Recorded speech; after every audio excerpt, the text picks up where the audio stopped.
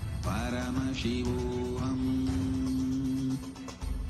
Om Nithyananda Paramashivoham. Om Nithyananda Paramashivoham. Om Nithyananda Paramashivoham. Om Nithyananda Paramashivoham. Om Nithyananda Paramashivoham. Om Nithyananda Paramashivoham. Om Nithyananda Paramashivoham. Om Nithyananda Paramashivoham. Om Nithyananda Paramashivoham. Om Nithyananda Paramashivoham. Let our biology become one with Paramashiva's biology. Let macrocosm we carry become one with microcosm. Let the microcosm we carry become one with macrocosm of Paramashiva. Let our organism become one with Paramashiva's organism. Let Paramashiva's organism become one with our organism. Let oneness become living strategy, living experience of all of us. Am the Mahavagya. Do it intensely. Om Nithyananda Paramashivoham. Om Nithyananda Paramashivoham. Om Nithyananda Paramashivoham. Om Nithyananda Paramashivoham. Om Nithyananda Paramashivoham. Om Nithyananda Paramashivoham. Om Nithyananda Paramashivoham. Om Nithyananda Paramashivoham. Om Nithyananda Paramashivoham. Om Nithyananda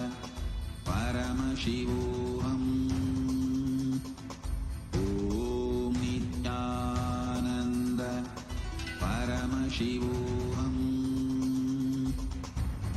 Om Nithyananda Paramashivoham. Om Nithyananda Paramashivoham. Om Nithyananda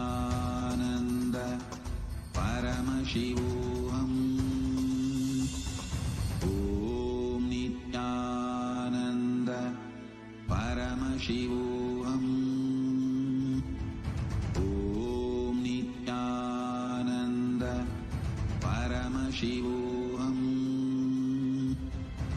Paramashivoham. Om Nithyananda Paramashivoham. Om Nithyananda Paramashivoham. Om Nithyananda Paramashivoham. Om Nithyananda Paramashivoham. Om Nithyananda Paramashivoham. Om Nithyananda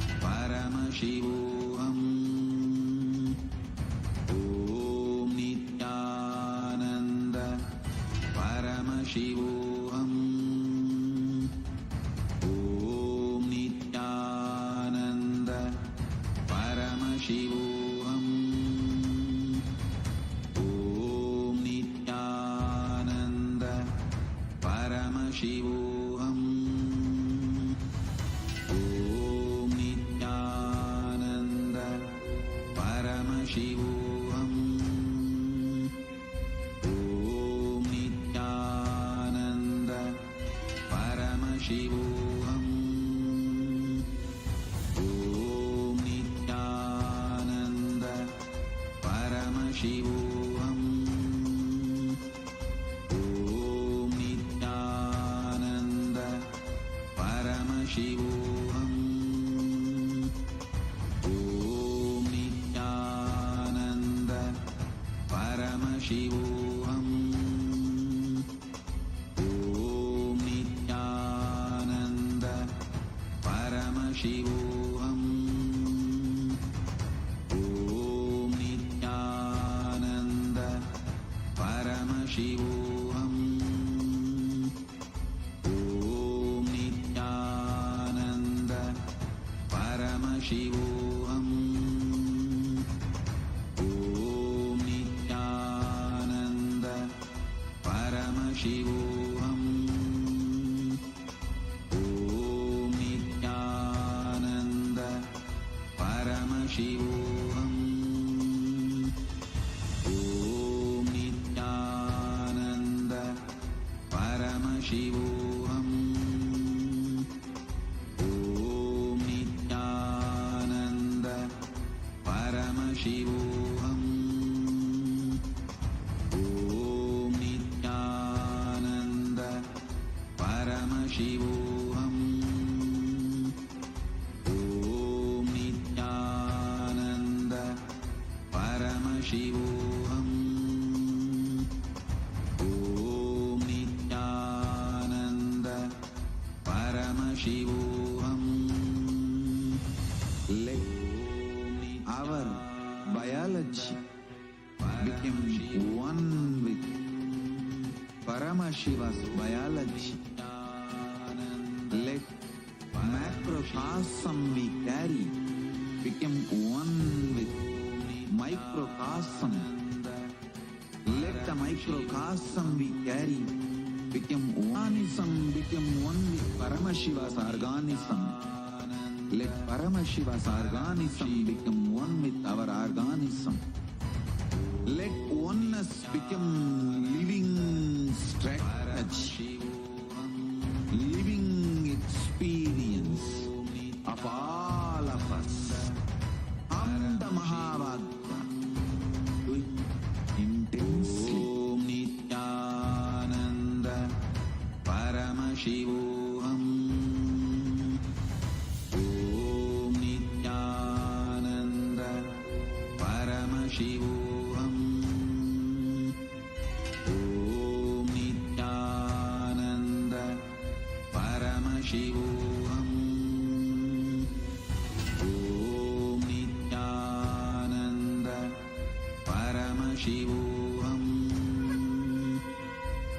Om Nithyananda Paramashivoham. Om Nithyananda Paramashivoham. Om Nithyananda Paramashivoham. Om Nithyananda Paramashivoham. Om Nithyananda Paramashivoham. Om Nithyananda Paramashivoham. Om Nithyananda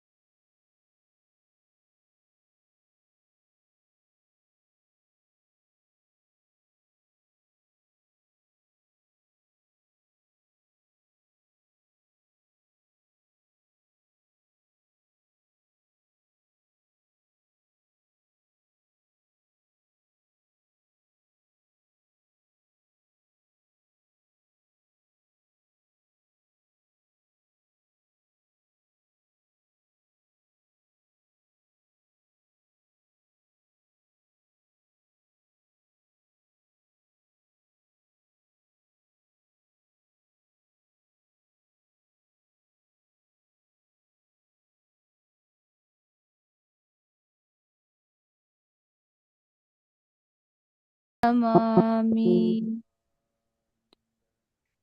Nithyanandam, Nithyanandam to all the participants that are here with us today. So lovely to have all of you here tuned in with us. Welcome to the 14th day of Paramashivoham. We are on day 14. Can you all believe? And we are here today for a very, very important, a very special, and a beautiful day that we're going to be entering into. See, all of us, every one of us that are here, we are all literally experiencing each day learning so many different things from Hinduism, and our whole life is centered on seeking, going for the higher things, and how we can expand, how we can experience our own highest potential, all of these. The one thing that travels with us throughout this journey, throughout your ups and downs, one of the main resources for you to achieve your goal, for you to manifest your reality, something that accompanies you is your body. And it is very, very important that we know the science of connecting to our body. Your body is there with you throughout your life. And how do you relate with your body? How do you connect with your body? How do you experience the healing? What happens to your body? How can you achieve that optimum health? All of this is what we are going to be learning today. Today is Bhagavan Jvarabhagana Murthy and Kailasa Murthy forms of Paramashiva.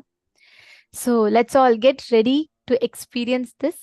I welcome every one of you here with us. Nithyanandam Punithanaya, Nithyanandam Sunil Jainaya, Kaikun, Fabio Bruno, Nitya Bhakta, Nithyanandamaya, Srinivasa Reddyaya, and we have Husu Sheng, John Zhu, Zing Wang, Daniel Pavlik, and Hugo Nithyanandam. Nithyanandam, everyone. Thank you all for joining here today. I know all of you have joined here with so much of excitement, and you're all really looking for the day ahead. Especially given that we are going to be having the Healers Initiation today, and we are going to be learning the secrets of anti-aging, learning about how you can consciously sculpt your body, consciously design your body. Every single thing that we're going to be learning, these are all time-tested science, meaning you can be very sure this works. People have experienced it. We have tons of people who are manifesting this currently. Like it's just something so powerful. And you're going to get to learn all of these. And these are going to come along with Shastra Pramana, like scriptural references. So I'm so delighted to have all of you here right now. And so I see some messages saying we cannot hear you. Ma Hedi Shlak, are you able to hear me now? Is the audio fine for you? Okay, I think it was earlier. Huh? Okay. So I'm so excited for today because today you're going to attend to one of the most important components of your life, which is your health. You want to experience anything in your life, first and foremost, you need to have your health. Reclaiming your health is too important in today's busy schedules. Like you run for your work, you run for your building your career, do different things. The, one of the most unattended parts, especially given the kind of foods that we eat, even the things that you think as the most healthiest is not really available in the healthy form for us to consume. Even the vegetables or fruits, even they come with a load of chemicals, pesticides. So the way right now our body, the kind of things it's getting exposed to, be it the pollution in the air, pollution in the water, or even pollution in your food, it's all directly affecting your health, which in turn affects the way you're going to experience your life. Imagine you become all wealthy. what is the use of it? Would you be able to experience if you don't have good health? Would you be able to enjoy your life? No. So having your health is too important. And today we are going to attend to multiple layers of our health. What does that mean? Our health does not start just with our body. It is not just our body alone that constitutes our health. It is our body, our mind, and our consciousness. And in every dimension of your life, you feeling fulfilled, overflowing. The very definition that Swamiji gives for health is very profound, which transforms your relationship with your body, your mind, and your very consciousness. And that's why I'm even more delighted to enter into today's sessions, because Swamiji is going to be addressing all of these different components of us through which we are going to experience life and reality. So let's all enter into today's day. Can I hear from all of you? How excited and delighted are you all? And what are you looking for from today's program? What are you looking forward to in today's program? We are eager to hear from each and every one of you. What is it that you're looking forward to in today's program? I know each day sitting here receiving these extraordinary initiations it's like the most profound and the most amazing thing that can happen, because we are literally receiving these powerful initiations. Through these initiations, we are experiencing these powerful cognitions and breakthroughs. So when we receive these initiations, they work on our very being level, meaning Swamiji awakens our inherent ability to manifest the ultimate health, manifest the ultimate bliss, manifest that ultimate optimum space of completion with our body. So that is what each of us are manifesting every day. And to every one of you that are sitting here with us today, get ready for a wonderful day ahead, where you are going to be learning about all of these wonderful sciences and how you can apply them in your daily life. The first session that we are going to be beginning with is a session on Swarupa Samādhi, where Swamiji is going to be teaching us what Swarupa Samādhi is and how can one experience this Swarupa Samādhi. What does it constitute of? And why is it important? Swarupa Samādhi, literally where you are manifesting oneness with the form of Paramashivam. It's very powerful. Let's now listen to the revelation directly from Swamiji.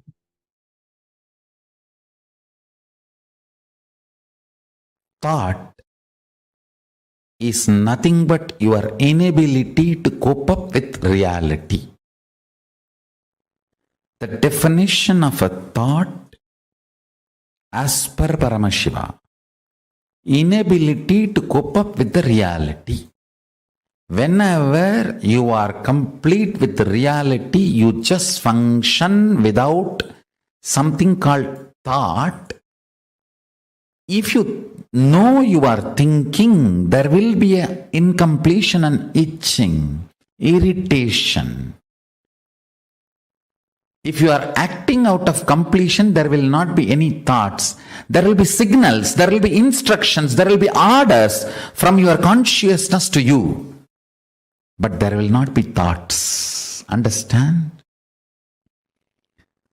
Signals coming from your consciousness, instructions, orders, commands coming from your consciousness to function, to be alive, to be active, to do something is not to be confused with the irritating, itching, confusing, incomplete, internal incompletion thoughts or thought currents. Listen. Thoughts are not needed for the consciousness to own, possess your intra-organ, internal organ, and your body and move your life. You need to know, you confuse between your thoughts and the instructions of your superconsciousness to your consciousness, to your consciousness, to your intra-organs, from your intra-organs to your internal organs, from internal organs to your body. Don't confuse that and this. Listen carefully. Paramashiva moves this whole universe without thoughts, being in the state of Paramashanta Swarupa. That shows thoughts are not needed to run your existence as Paramashiva manifested it. Thoughts are your feeling something is missing, inadequate, not enough, incomplete. That insecurity, suffocation, incompletion, that generates something cranky, worms going in your brain.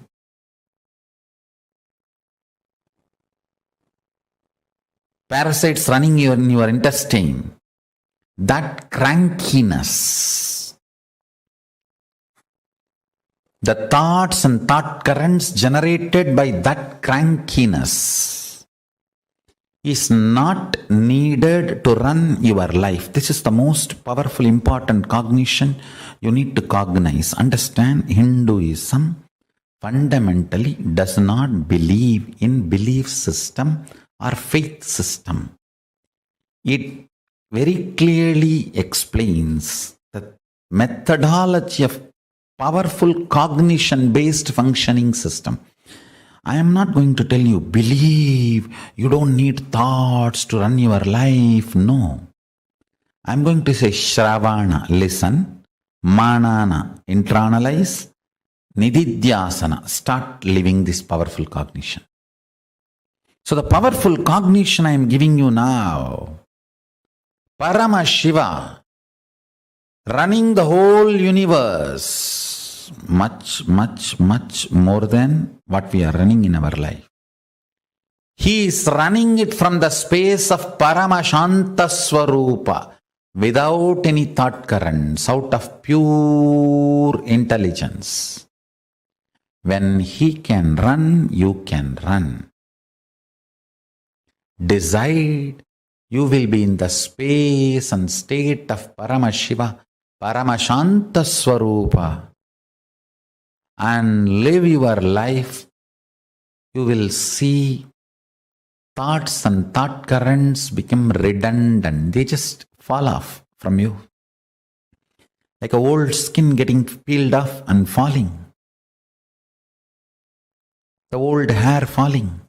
Old nail falling. Just like old things fall off from you. The ideology you need thoughts and thought currents to run your life will fall off from you.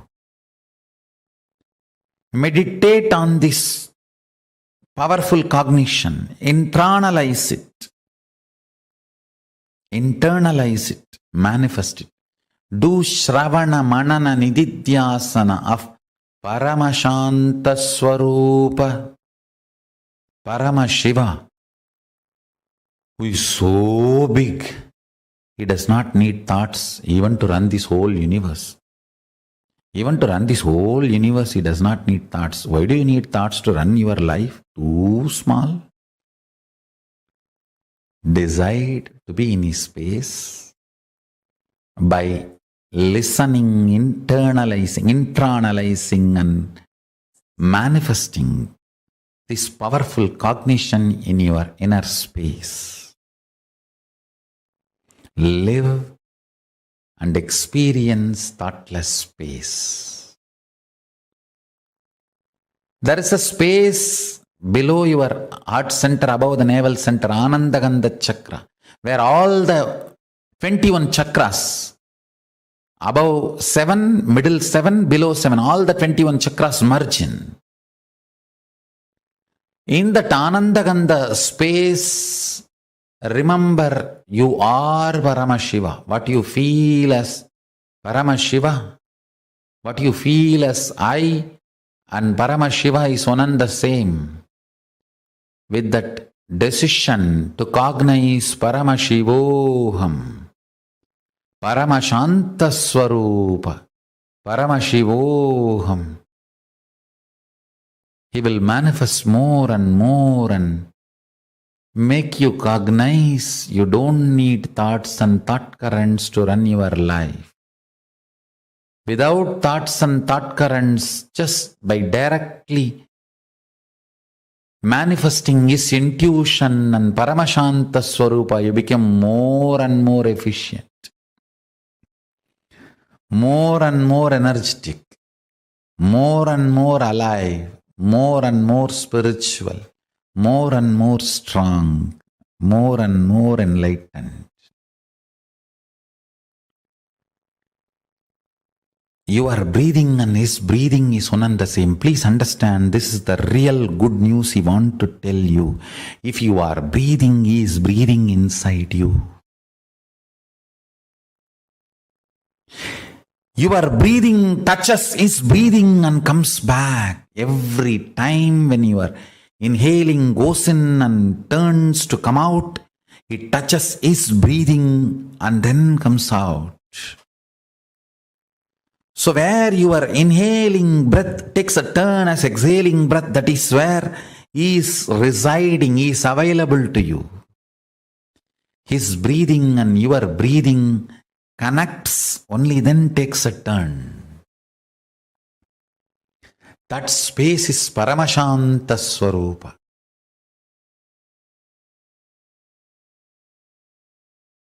We may think, why do we need to know all this? If you know these basic understandings, you can map them in your life in multiple level, and it can strengthen your balance sheet. Understand? It can make you healthy, wealthy, happy, blissful, because many of these understandings awakens those dimensions of your brain. Already, if you are feeling too much is happening in your brain, raise your hand. Good. Those electrical signals, understand? When the owner is introducing his home and you are sitting in front of him, his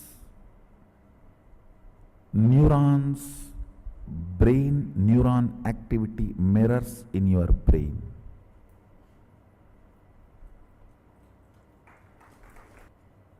Bindu is life, Amritattva is life which cannot be dulled, reduced, diluted by length, breadth, depth, time. Kala. Amritattva is the space on which time does not have a say. A cloth, even if you lock it inside a vacuum box for 10 years and then take it out again, you will see it has already withered. No weather would have operated on it, but time operates on it.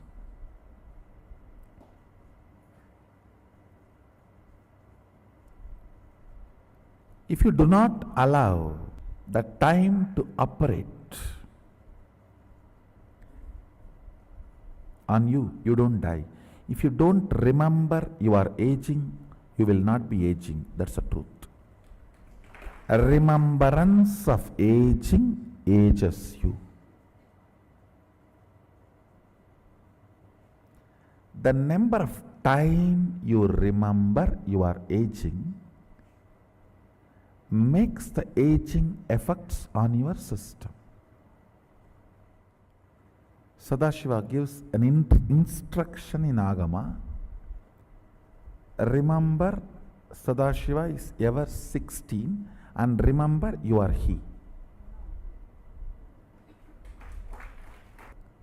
In those days, that 16 is something like a peak health and peak possibility. Even if you are brought up in a Gurukul way of life, by 16 you will manifest all the powers. So that is the reason that 16. Now, length, breadth, depth, time, space, all these are called dimensions of universe. The Shabda, which is byproduct of depth, Nada and Bindu, which is byproduct of time, Nada Bindu Amritatva, it's called Amrita Kala. These things, these heads above, they are called multi-dimensions of the universe. Understand? You cannot call Shabda as the fourth dimension of universe. No. Third multi-dimension of the universe is Shabda. Fourth multi-dimension of the universe is Nada Bindu. Fifth multi-dimension of the universe is Nada Bindu Amritakala.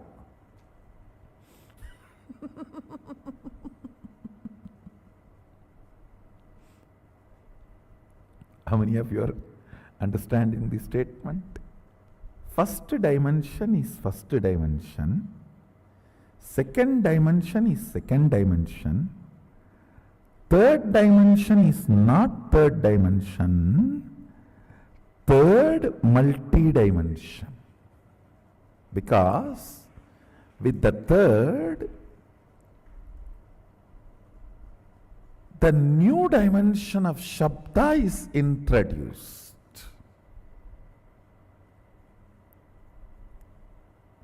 Which cannot be called as dimension, because we are using the word dimension for fourth, fifth, sixth, seventh. Third multi-dimension is, see, for example, the third multi-dimension depth has length, breadth, time and depth all together. Sorry, not time. Length, breadth, Shabda and depth together is third multi-dimension.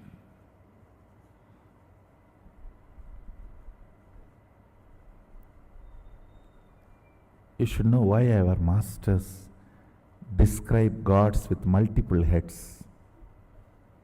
Fools are those who criticize the forms of our Hindu gods, who do not know the universe. They say, why so many heads, so many hands? You don't know. You know only handicapped persons. You do not know multi-handed persons. You know only headless chickens. You do not know multi-headed beings. Third multi-dimension holds length, breadth, depth and Shabda. The fourth multi-dimension holds length, breadth, depth, time, Nada and Bindu. I do not want to use the same word Shabda for Nada, because Nada with quality of life is no more Shabda. For example, Shabda can be called as a raw, precious metal you have.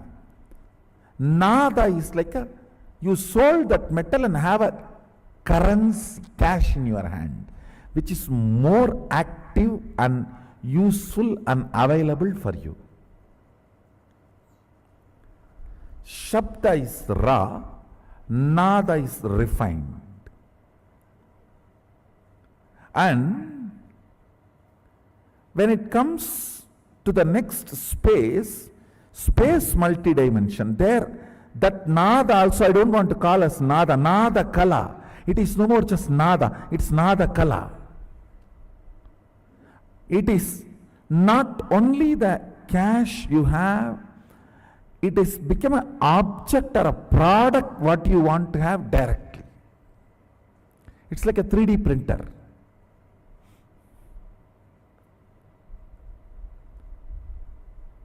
Out of Nada Kala, you can just directly do 3D printing of anything you want. Above the Nada Kala is Bindu Kala. Above the Bindu Kala is Amrita Kala.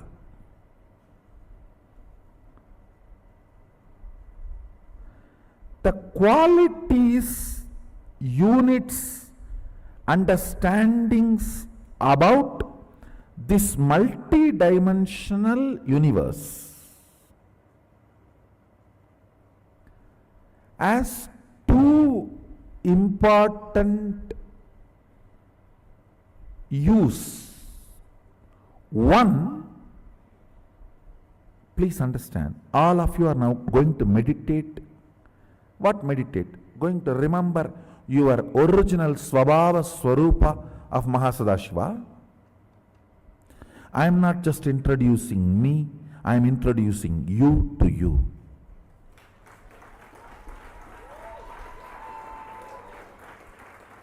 I do not talk to anybody who is less in my stature.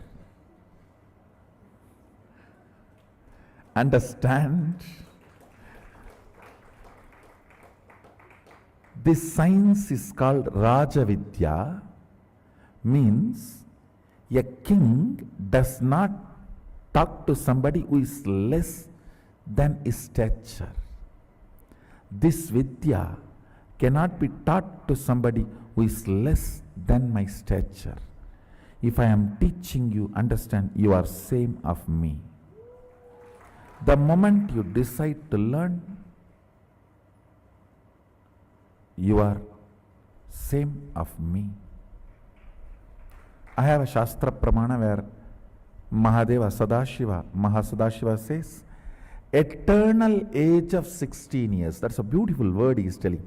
He is not saying the 16 which comes after 15 or before 17. He says eternal age of 16. If he says meditate me as 16, you may think before 17 and after 15, that's 16. No. Just pick up the 16 and freeze it into eternity. That is why he is using the word eternal age of 16 years. The quality of the 16 should be absorbed and frozen into eternity. Let me read out the original verse for all of you.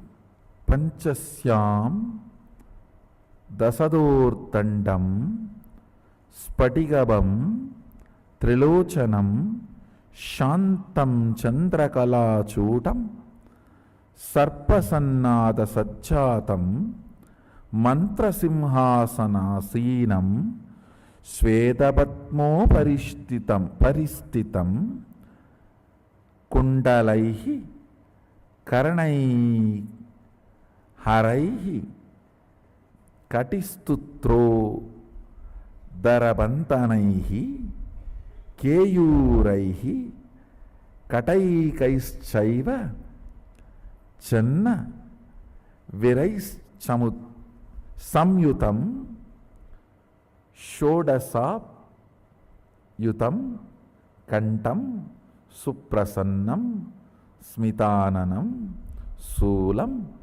parasu katkancha vajram vagnim chadakshini abhayam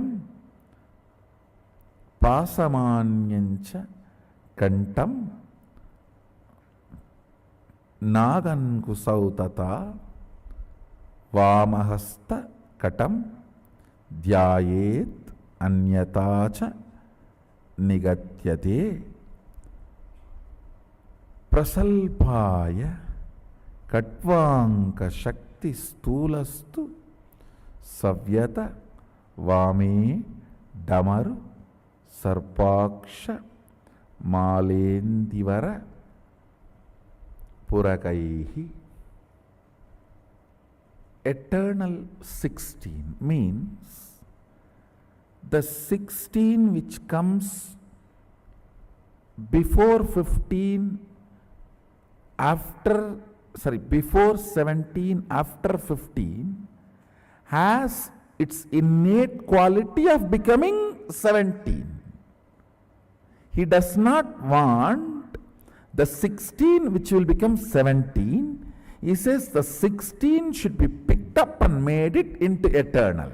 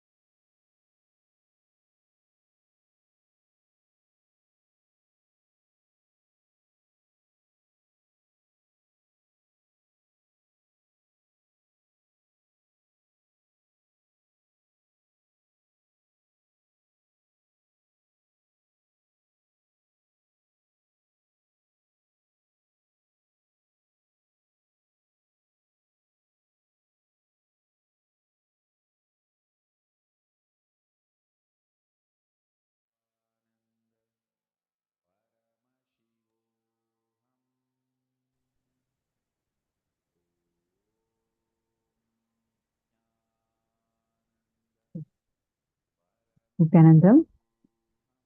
So now we all listen to Swamiji on what is Swarupa Samādhi. So beautifully Swamiji explained about being eternally 16, right? Now, before we enter further into any other session, can I request all the participants to first come and sit down in front of the camera, and what is your sankalpa for today's day? What exactly are you looking forward to achieve today? What is your goal that you have for your health? How healthy do you want to be? What are the goals that each of you have? Can you take a few minutes and type it down for yourself? What are the goals that each of you carry for optimum health for you? Come on, take a few minutes. What exactly are your goals? It can be, oh, I'm having diabetes, I want to come out of diabetes, all the way to saying that I want to have a yogic body. I want to be tall, I want to have a yogic body, and I want to be healthy. 15 years old today. Okay. Nithya Saralananda.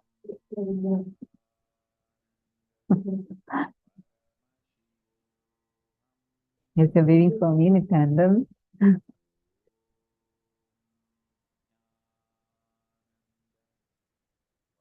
on, tell me. Each of you tell me, what are your health goals? What exactly are you looking forward to achieve?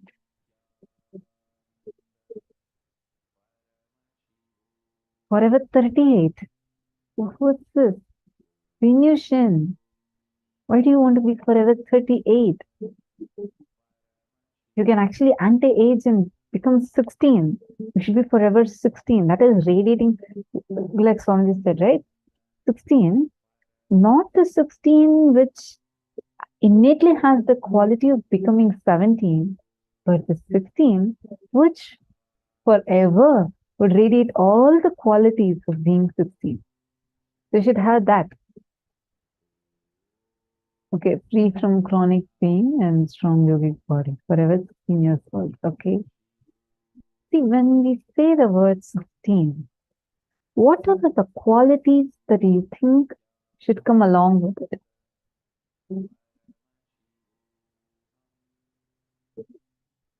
Okay, wonderful. Magaixia Lee. Magaixia Lee. Sorry, is that the right way? Am I pronouncing your name right? Gaixia Lee, or is it Guixia Lee? So I just want to ensure that I'm getting the name right. Gaixia Lee is correct. I want to always have a 22-year-old appearance, a licensed body that is disease-free, painless, and has the ability to earn money. Okay. Take a few minutes. All of you take a few minutes and write down what exactly you want to achieve. And why do you think this is very important for you? Why do you feel that having a healthy body is so important for you? It's not just about how you look alone, right? Even the way you feel about you inside. How fulfilled do you feel inside of you? How joyful do you feel inside of you? How overflowing do you feel inside of you? All of these also play an important role. So, including all of these, what are the goals you carry? You can even detail it out a little more. But I want to understand from each of you what exactly you feel or why exactly you feel attending to your health is so important. Take a few minutes and write it down. Why do you think you should attend to your health? And also you can, if you're comfortable, you can post it in the chat as well. If you're comfortable with posting, you can post. Why do you think you should attend to your health? Why do you think it's important that you are taking care of your health?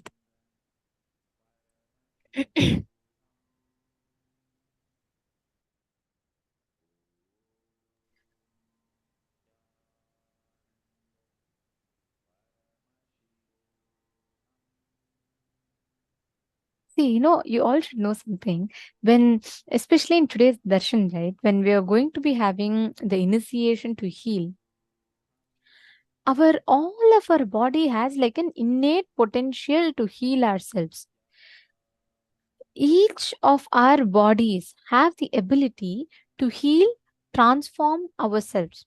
That's why when you get a wound, automatically your whole wound heals and it settles. Each of us have this as an innate potential in us. What happens is, in the due course of time, we all tend to forget, we all tend to lose that connect. And we all tend to just like suffer with the body issues that we have and we just give up.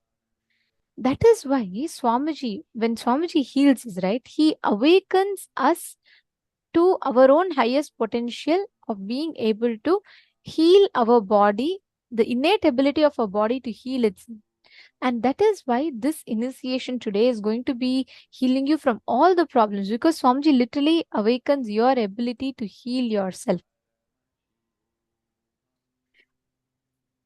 Every one of us that are here for experiencing the awakening of Kundalini, the innate energy in us, which will lead us to heal the energy, heal all the gaps in our system. We're going to be doing a very short, a very, very beautiful and powerful Kriya now.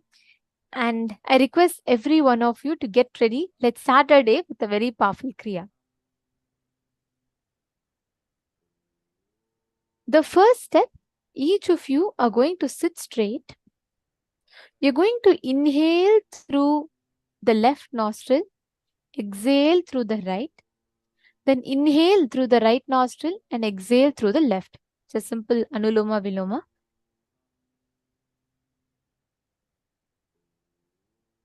All of you can see and follow along. All of you are going to be inhaling through the left nostril. Hold your breath. Exhale through the right nostril. Then inhale through your right nostril. Hold your breath and exhale through your left nostril. It's a simple step. Let's do this 11 times. Please start.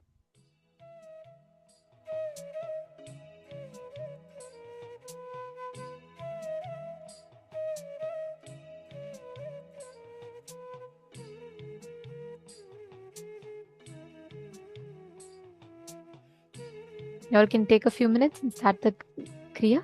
Inhale through your left nostril. Hold your breath. Please sit straight. Do not hunch and sit. When you are sitting for Kriya especially, always sit straight.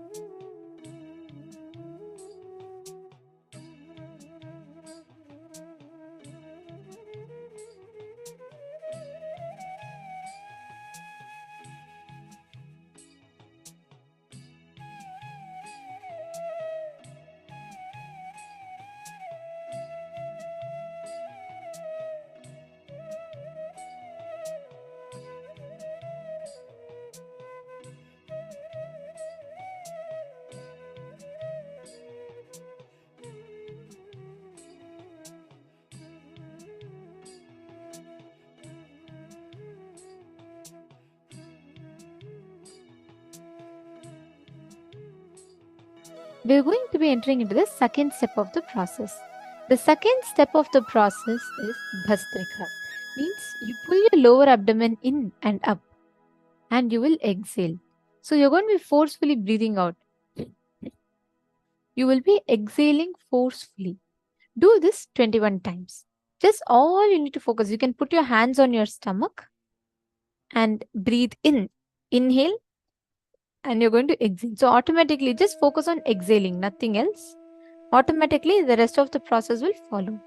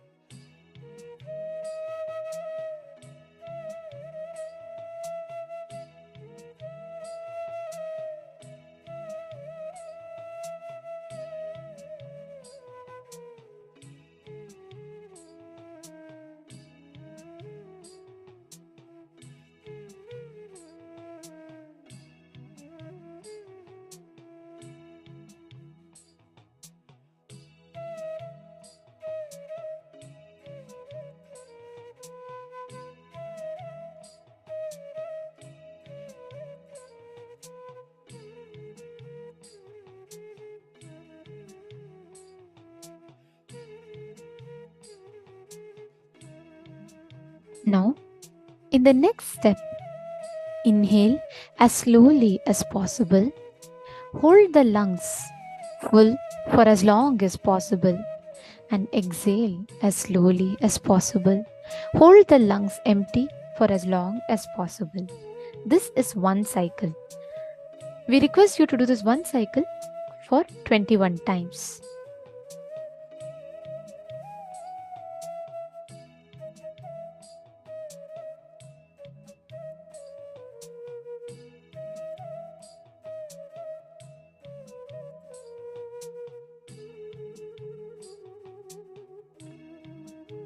Please do this step.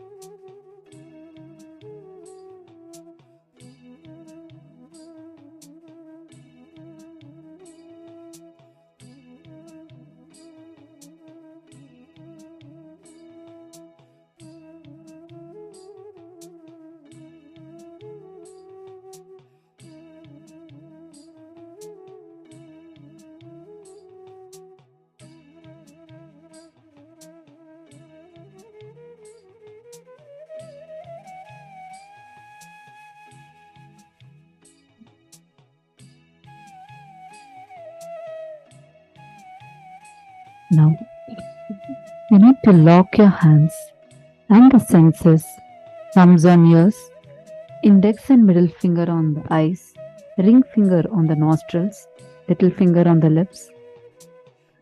We're now going to show to you how to have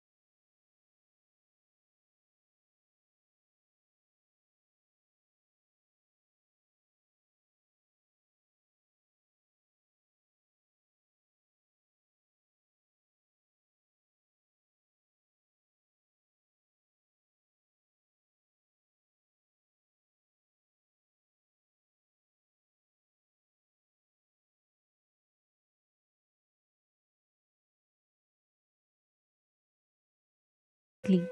Just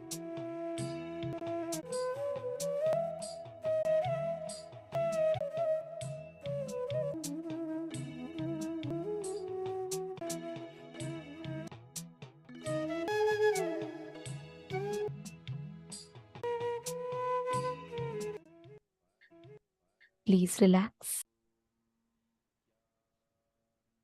Settle your whole energy and experience in your system.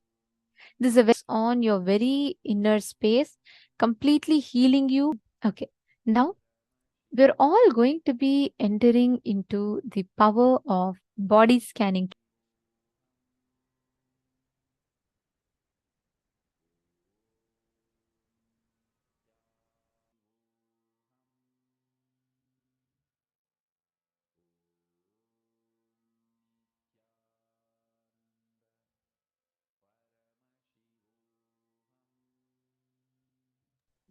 The power of body scanning, right?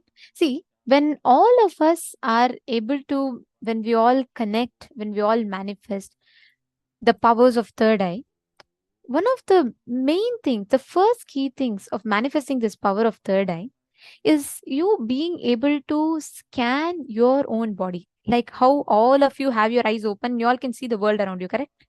You see things in front of you, you see people in front of you. Am I right?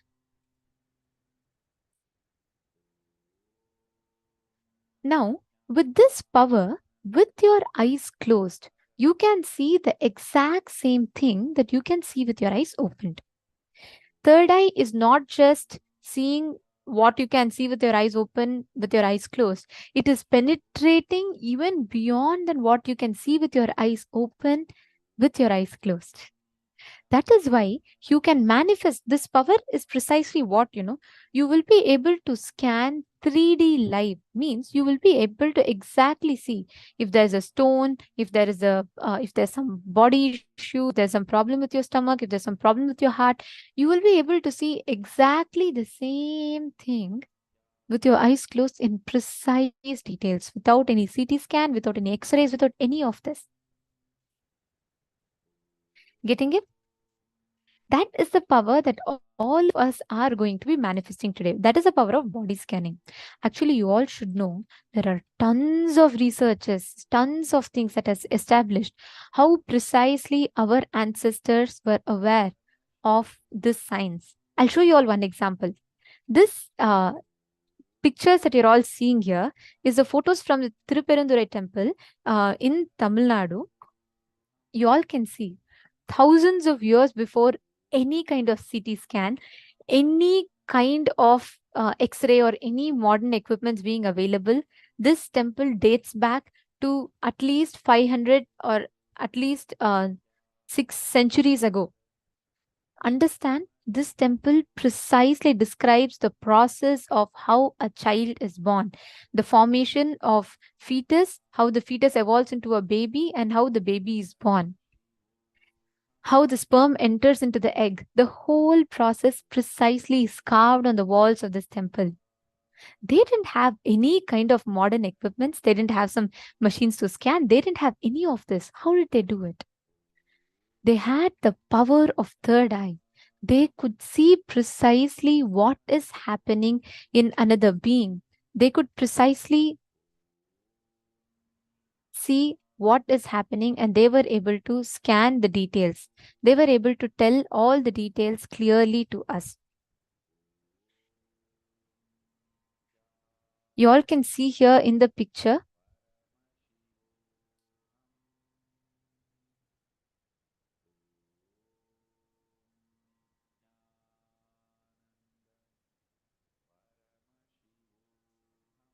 This is exactly how the carvings in the temple depict the signs of how exactly the birth of the child happens, and step by step, the whole process of how child is born, the child is formed. But how did they do it?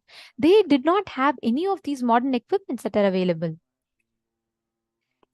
This shows how advanced we were. This is just one example. Actually, I can give you tons of examples. Field of dentistry, fields of architecture, fields of being able to, whether it is incubation, all of these, we were so advanced, much advanced than the modern science. Now, this is the exact power that we are going to be manifesting today.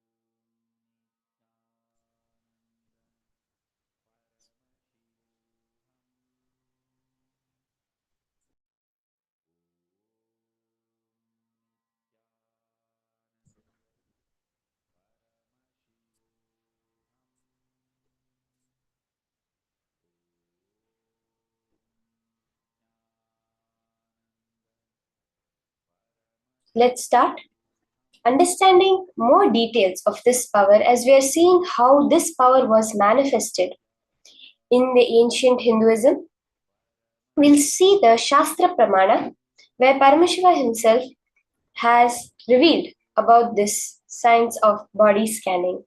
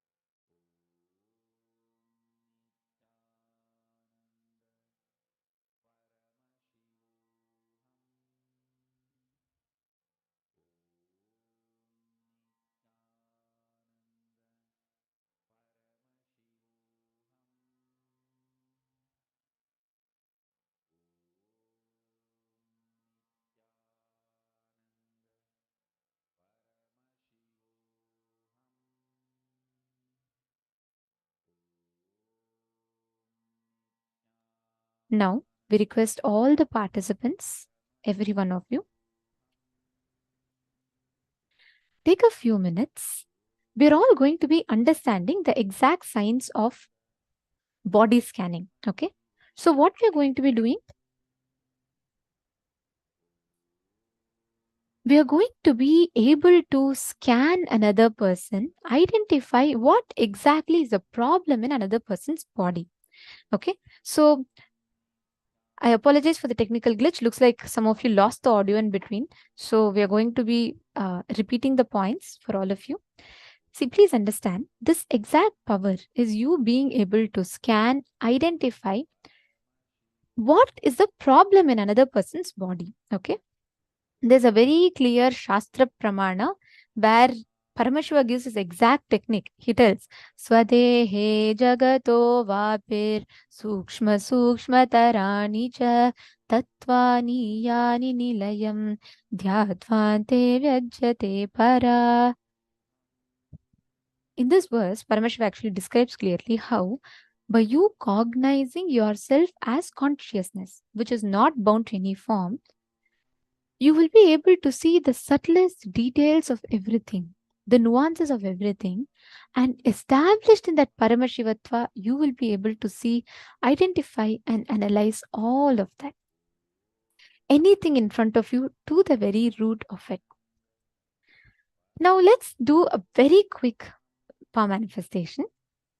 What you're going to be doing is, I request every one of you here to connect with people amongst yourselves, those you see around here. Connect with people here in the Zoom, and you're all going to be manifesting this power of body scanning. What you're going to be doing is, you're going to be identifying what is the exact issue that a person has. Just close your eyes, scan. You will be able to start seeing precisely. Swamiji will show it to you in words and just highlights. You will start seeing what exactly is the problem that another person has in his or her body. Are all of you understanding? Okay. Now, I have temporarily disabled the ability for all of you to see each other. So, you all can connect with each other in the Zoom. Just see the other person in the Zoom and you all can manifest this with them. Okay. Ask them, request their consent. Like, for example, Ma Chingho can connect with Ma Sally Chen. Ma Ning can connect with Ma Naresha. Each of you can connect with another partner amongst yourself. Request the consent of the partner. And scan, identify the problem that they have. You will be able to clearly see. Sometimes you'll see it as red highlights in certain parts. Ask them, do you have some problem here? This is what I'm seeing through the third eye. For this, you're all only going to do it with people amongst yourself here. Let us all start the manifestation. Come on, please connect. Connect with your partners.